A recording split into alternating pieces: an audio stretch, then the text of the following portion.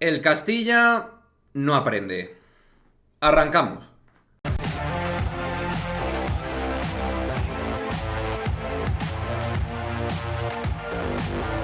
¿Qué pasa, chicos? Muy buenas, pues muy buenas por decir algo.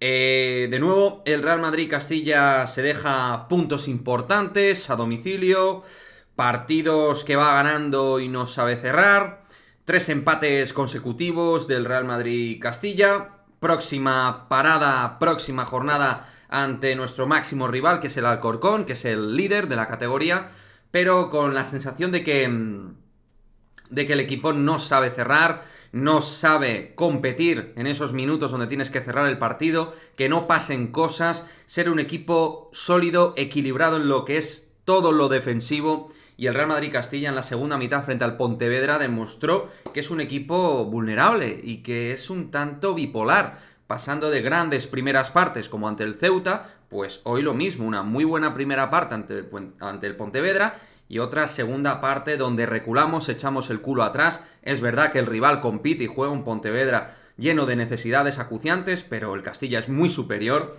ante este equipo que es de los más débiles a día de hoy de la categoría y no ha sabido administrar los recursos, ¿no? Y luego Raúl, por supuesto, responsable también de que el equipo baje tanto su energía durante la segunda parte.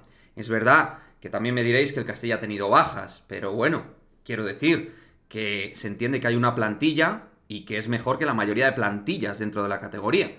Es verdad que no estaba Carlos Dotor, Álvaro Rodríguez, es decir, bajas sensibles, bajas importantes en el Real Madrid Castilla, Mario Martín Rielves, jugadores que son claves en el esqueleto del 11 tipo que suele emplear Raúl, pero creo que incluso con estos futbolistas hubiera pasado lo mismo. De hecho, ante el Ceuta pasó y que, por ejemplo, jugó Carlos Dotor o Mario Martín. Quiero decir que es una cuestión más de concepto general de equipo y de agresividad e intensidad. Creo que el equipo se duerme, creo que el equipo no compite situaciones de balón directo, el juego aéreo, el Castilla tiene muchos problemas, en las estrategias defensivas es un equipo vulnerable y creo que le falta ese colmillo, ¿no? Como digo, agresividad y concentración. Pensar que juegas el partido del 0 al 90. Y mientras esto el Castilla no lo corrija, por muchísimo talento que tenga, que lo tiene, y por muchísimas cosas buenas que está haciendo, que para estar ahí arriba las está haciendo, pues a la hora de conseguir el ascenso directo queda ese punto.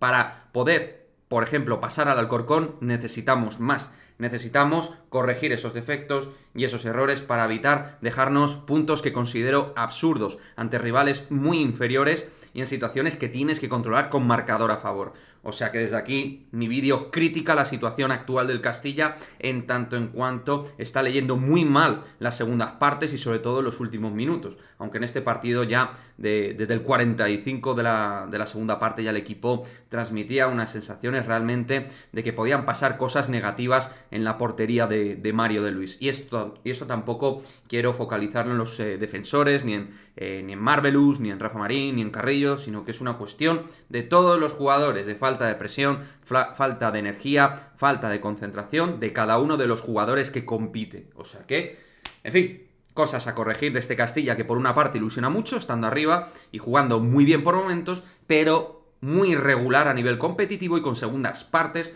que demuestran una falta de intensidad preocupante, cuanto menos. Aunque lo dicho, estamos arriba, seguimos en una situación clasificatoria que, oye, es realmente positiva, súper buena, pero hay que exigir a un elenco de jugadores que tienen mucho talento. Luego hay cuestiones como lo de Teo Zidane ahí en el centro del campo y no apostar por Javi Villar, por ejemplo, matices, también hay cosas buenas como Tobías y Obrador, Ancelotti Obrador, que tienes ahí un lateral izquierdo que puede ser interesante, o lo de Peter Federico, que ha dejado buenos detalles en este partido. Pero Iker Bravo, en lo negativo, que sigue demostrando mucha frialdad de cara a hacer cosas importantes, no aprovechando la baja de Álvaro Rodríguez. Pero bueno, quería concentrar el vídeo sobre todo en que el Real Madrid Castilla en los minutos de la segunda mitad tiene mucho que corregir, mucho que matizar, si de verdad queremos ascender de categoría.